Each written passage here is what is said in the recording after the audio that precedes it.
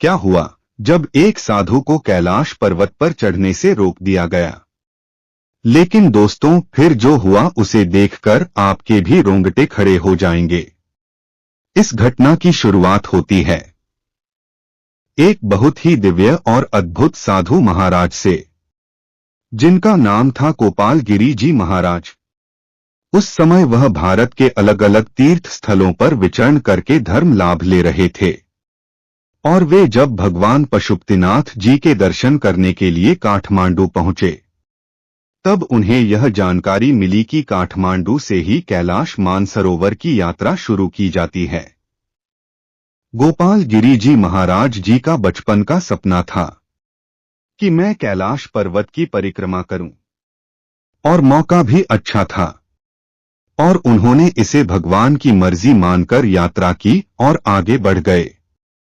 उन्होंने काठमांडू से तकरीबन 1 घंटे की यात्रा करी और वह फ्रेंडशिप ब्रिज पर पहुंचे, जहां पर मानसरोवर यात्रियों की जांच चीनी सैनिकों द्वारा की जाती है। फ्रेंडशिप ब्रिज नेपाल चीन की सीमा पर है। जब डॉक्यूमेंट पूरे होते हैं तो तभी यात्रियों को आगे बढ़ने दिया जाता है, और वह साधु महाराज जी यात्रा पर आगे बढ़ने ही वाले थे कि अचानक उस जगह पर एक बहुत ही बड़ा चक्रवात आ गया और चारों ओर घमासान मच गया।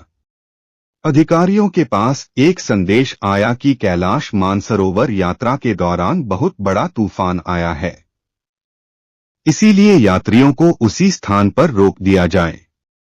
और चीनी अधिकारी ने सभी यात्रियों को वहीं पर रोक दिया। लेकिन गोपाल गिरी जी महाराज जी के इरादे पक्के थे, और वह उस चक्रवात से डरने नहीं वाले थे।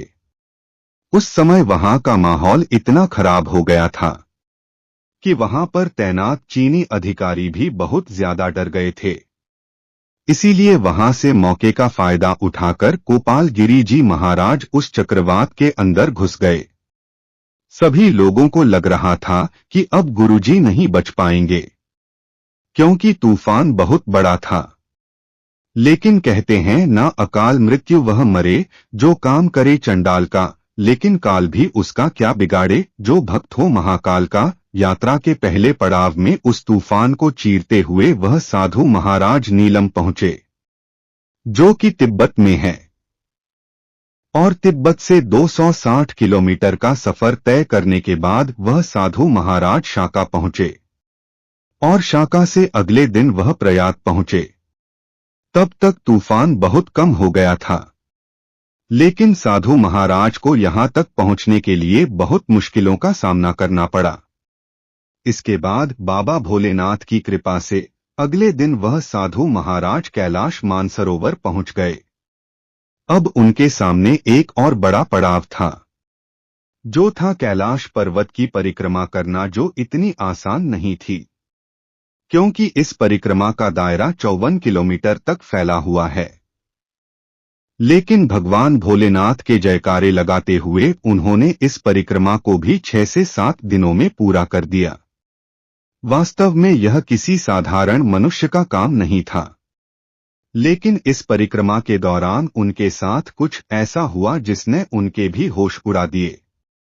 दरअसल वहां पर उपस्थित एक गुफा में उन्हें एक बच्ची दिखाई दी, जो तूफान में अपने माता पिता से अलग हो चुकी थी।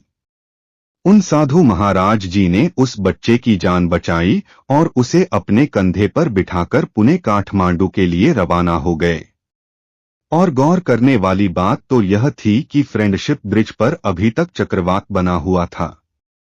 तभी वहां पर खड़े हुए लोग और अधिकारियों ने देखा कि उस चक्रवात को चीरकर कोई व्यक्ति बाहर आ रहा है। जब लोगों ने उस साधु महाराज और एक छोटी बच्ची को देखा तो वह बहुत ही आश्चर्यचकित रह गए। सभी ने उनसे यह सवाल किया कि क्या आपको आपकी जान की परवाह नहीं है? आप अपनी जान को मुश्किल में डालकर इतने बड़े चक्रवात से लड़ गए। तब उन साधु महाराज ने कहा कि यह सब तो मेरे महाकाल का आदेश था। वह मेरे द्वारा इस छोटी बच्ची की जान बचाना चाहते थे। दोस्तों, वीडियो अच्छी लगी हो तो कमेंट में हर हर महादेव और हमारे चैनल को सब्सक्राइब जरूर करिएगा।